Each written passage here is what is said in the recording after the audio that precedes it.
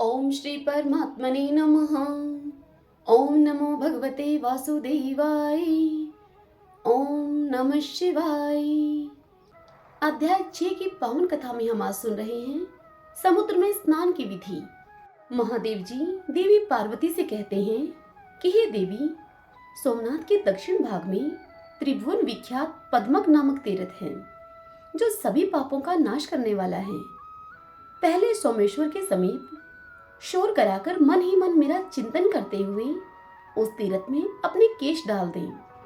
उसके बाद पुनः स्नान करें। मनुष्य जो कुछ भी पाप करता है वह सब केशों में स्थित होता है। अतः केशों को अवश्य ही तीर्थ में फेंक देना चाहिए। सौभाग्यवती स्त्रियों को चाहिए कि वे सब केशों को हाथ से पकड़कर अगर भाग की ओर से 2 अंगुल कटवा दें। उनके लिए मुंडन की विधि नहीं है। मुंडन और स्नान के पश्चात देवताओं और पितरों का तर्पण करें।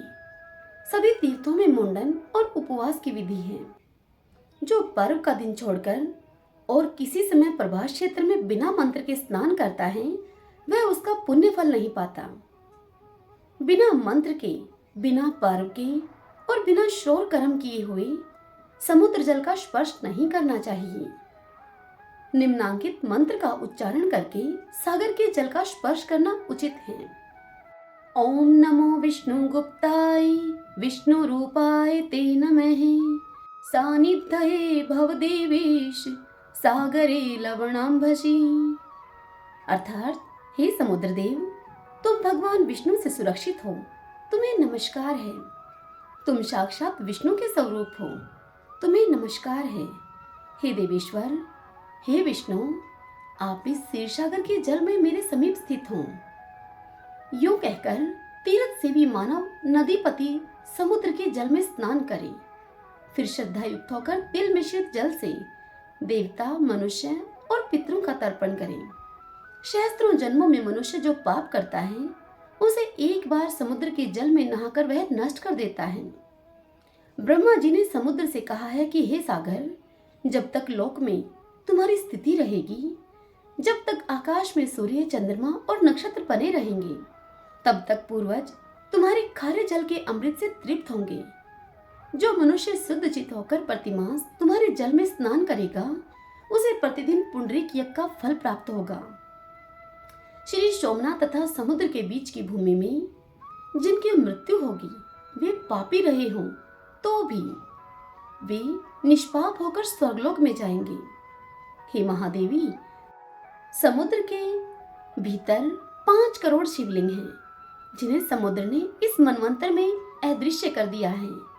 इसी प्रकार वहां अग्निकुंड तथा पद्म सरोवर भी है जो इस मनवंतर में समुद्र जल से आवृत हो गए हैं। दक्षिण और चक्र तथा मैनाक के मध्य भाग में 100 धनुष लंबा चौड़ा स्वर्णमय कुंड है। सोमनाथ से दक्षिण 100 धनुष की दूरी पर वह स्थान है। उत्तर मानस से पूर्व जहां कृत समरदेव हैं, वहां तक उसकी सीमा है। यह गुप्त स्थान है। हे देवी, इस प्रकार विधि पूर्वक स्नान करके समुद्र को अर्घ्य देकर गंध, पुष्प, वस्त्र और चंदन आदि से उनकी पूजा करें। तत्पश्चात तर्पण करके भगवान कर्पदी के समीप जाएं। उनके भी पुष्प, धूप, गंध तथा वस्त्र के द्वारा भक्तिपूर्वक पूजा करें। गणानाम त्वाम इत्यादि मंत्र पढ़कर उन्हें अर्घ्य निवेदन करें।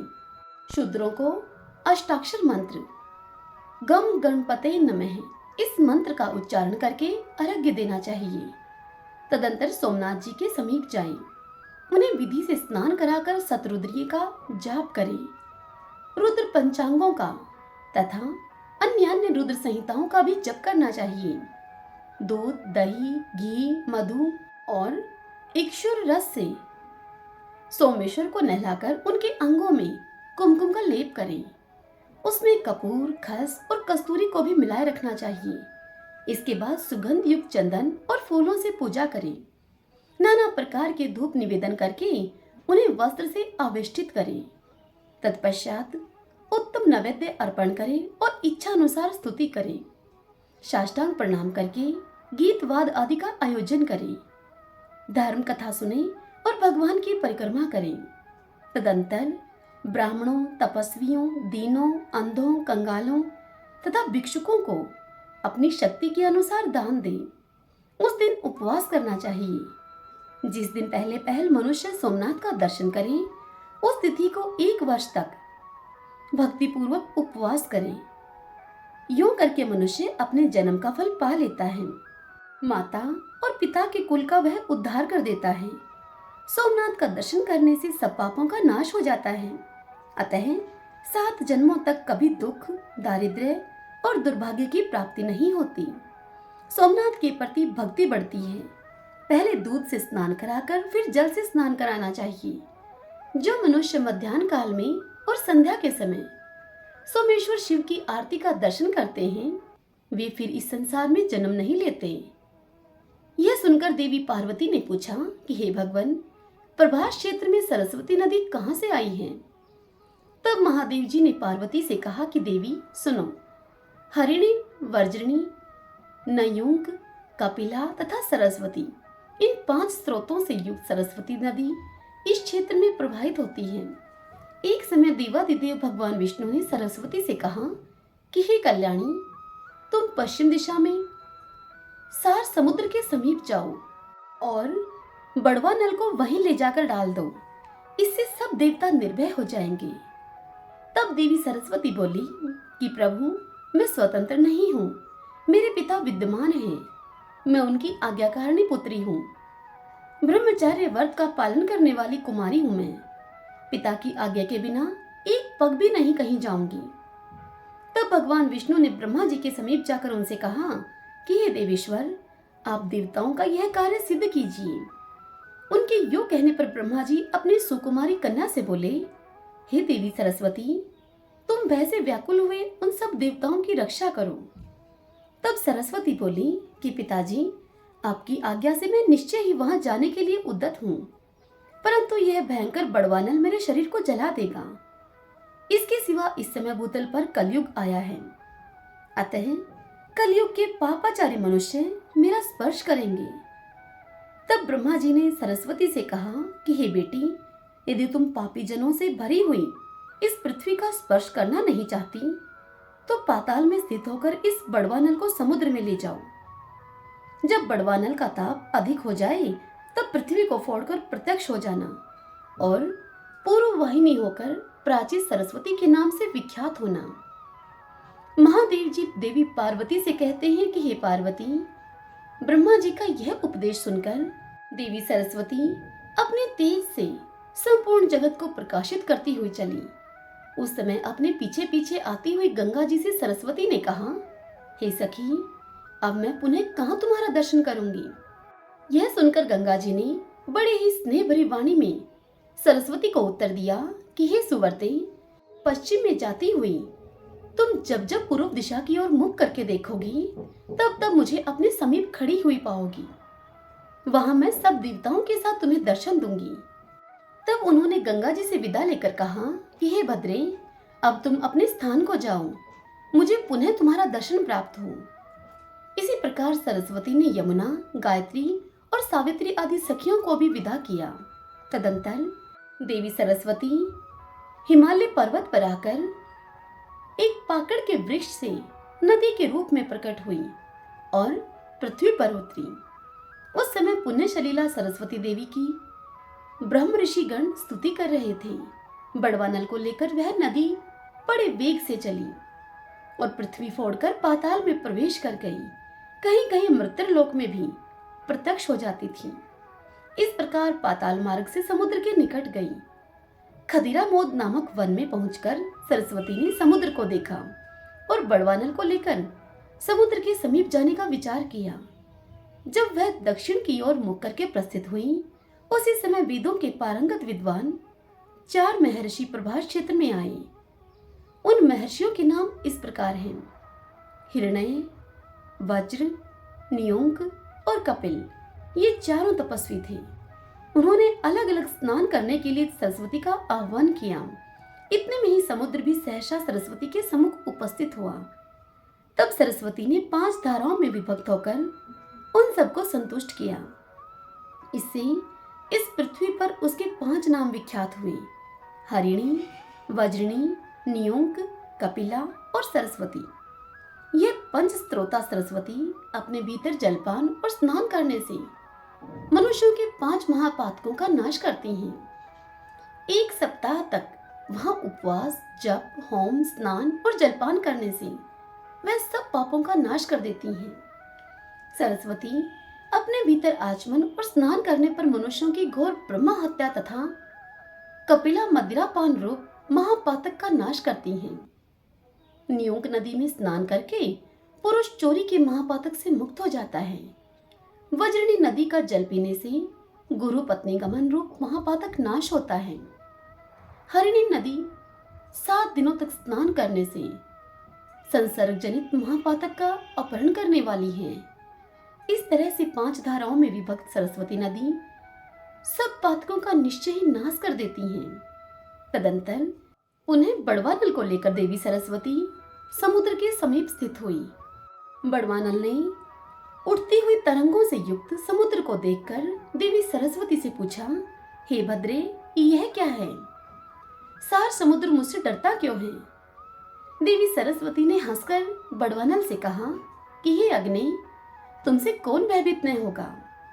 तब बड़वानल बोला, हे भद्रे, मैं तुम्हें वर दूंगा, इच्छा अनुसार वर मांगो। तब देवी सरस्वती ने भगवान विष्णु का स्मरण किया। भगवान ने हृदय में प्रकट होकर उसे दर्शन दिया। सरस्वती ने पूछा कि हे भगवान, बड़वानल मुझे वरदान देता है, बताइए मैं इसे क्या मांगू। हृदय स्थित भगवान विष्णु ने कहा कि हे कल्याणी, तुम मुझसे कहो कि वह अपना मुंह सुई के समान बना ले। तब सरस्वती देवी ने बड़वानल से कहा कि हे बड़वानल, तुम सुई के समान मुख बनाकर समुद्र का जल पीते रहो। देवी सरस्वती के इस प्रकार कहते ही बड़वानल ने सुई के छिद्र के समान अपना मुख कर लिया। जैसे घटी सूचक पात्र में धीरे धीरे जल प्रवेश करता है, ठीक उसी प्रकार वह भी जल पीने लगा। महादेव जी देवी पार्वती से कहते हैं कि हे देवी, तदंतर सरस्वती ने समुद्र को बुलाकर कहा कि तुम सब देवताओं के आदि तथा प्राणियों के प्राण हो। भगवान विष्णु की आज्ञा से यहाँ आकर इस बड़वानल को ग्रहण करो। तब समुद्र ने सरस्वती से कहा कि देवी लाओ, बड़वानल को मुझे दे दो। तब सरस्वती ने बड़वानल से कहा कि जैसे अग्निदेव घी की आहुति ग्रहण करते हैं, उसी प्रकार तुम भी जल का भक्षण करो। इस प्रकार यूं कहकर उसने उस बड़वानल को समुद्र को समर्पित कर दिया। इसके बाद देवी सरस्वती पुनः नदी होकर नारदेश्वर के मार्ग से समुद्र में मिल गई। वह स्वरूप से ही परम पवित्र थी। फिर प्रभास क्षेत्र और समुद्र के संपर्क से अत्यंत पुण्यमयी हो गई। महाबली बड़वानल समुद्र में रहकर अपने मुख से उसका जल पीने लगा। उसके उच्छ्वास की वायु से उठा हुआ जल ज्वार के रूप में समुद्र से बाहर तक दौड़ जाता है। इसी प्रकार समस्त पातकों का नाश करने वाली देवी सरस्वती ब्रह्मालोक से उत्तम प्रभास क्षेत्र में आई है। समुद्र के समीप सोमनाथ के दक्षिण एवं आग्नेय दिशा में सरस्वती की स्थिति है। पहले अग्नि तीर्थ में स्नान करके मनुष्य विधि पूर्वक सरस्वती का पूजन करें। वहां ब्राह्मण दंपति को भोजन कराकर उन्हें पहनने के लिए वस्त्रों का दान दें और उसके बाद कपर्दीश्वर की पूजा करें। हे पार्वती, इस प्रकार यह सरस्वती नदी के प्रकट होने का सब वृतांत तुमसे कहा गया है। आगे महादेव जी देवी पार्वती से कहते हैं कि हे देवी, प्रभास क्षेत्र में सरस्वती नदी स्वर्गलोक की सीढ़ी के समान स्थित है। प्राची सरस्वती सर्वत्र दुर्लभ है, परंतु प्रभास, कुरुक्षेत्र और पुष्कर में उनका दर्शन विशेष दुर्लभ है। अग्नि तीर्थ के समीप सरस्वती बहती है। जो पहले उनका पूजन करता है वह तीर्थ के फल का भागी होता है। सागर तीर्थ भी पापों का नाश और पुण्य की वृद्धि करने वाला है। उसके दर्शन से ही महायज्ञ का फल होता है। अग्नि तीर्थ में स्नान करके कर्मशः सरस्वती, कर्पीदीश्वर, केदारेश्वर, भीमेश्वर तथा सोमेश्वर देव का विधि पूर्वक पूजन करके बाल रूपधारी ब्रह्मा जी की पूजा करें। इस प्रकार शवी यात्रा बताई गई है। जो मनुष्य भोजन करके या बिना भोजन किए दिन में अथवा रात्रि में चंद्रभागा, गंगा, और सरस्वती इन 3 नदियों का जल पीते हैं वे देवता के समान हैं। जहाँ प्राची सरस्वती बहती हैं वहाँ काल, अग्नि और यमराज का भय नहीं होता। जैसे कामदा गौएं हर समय फल देने वाली होती हैं, ठीक वैसे ही प्राची सरस्वती भी हैं। जहाँ चिंतामणि के समान प्राची सरस्वती हैं वहाँ स्वर्ग और मोक्ष दोनों सुलभ हैं। 88,000 उदरव्रेता मुनि जहाँ संन्यास आश्रम में स्थित हैं, उस सरस्वती से बढ़कर और कौन सा तीर्थ है। हे पार्वती, प्रभास नामक महाक्षेत्र में सरस्वती के उत्तर तट पर जो मनुष्य अपने शरीर का त्याग करता है वह फिर इस संसार में जन्म नहीं लेता। जो मनुष्य इस तीर्थ में श्राद्ध करेंगे वे अपने 21 पीढ़ियों के साथ स्वर्गलोक में चले जाएंगे। यहाँ कृष्ण पक्ष की चतुर्दशी को सदा ही स्नान की विधि है। यहाँ श्राद्ध करने से पितरों को अक्षय तृप्ति मिलती है। जो यहाँ अधिक अन्न का दान करते हैं वे मोक्ष मार्ग को प्राप्त होते हैं। जो पुरुष ब्राह्मण को यहाँ पर सुंदर दही देता है वह गोलोक में जाकर उत्तम भोग भोगता है। जो मनुष्य भक्ति पूर्वक श्रेष्ठ ब्राह्मणों को ऊनी चादर का दान करता है उससे उत्तम सिद्धि प्राप्त होती है। जो भक्ति पूर्वक इस तीर्थ में स्नान करता है वह सब पापों से मुक्त होकर ब्रह्मलोक में पूजित होता है। हरि ओम तत्सत। ओम नमो भगवते वासुदेवाय। ओम नमः शिवाय।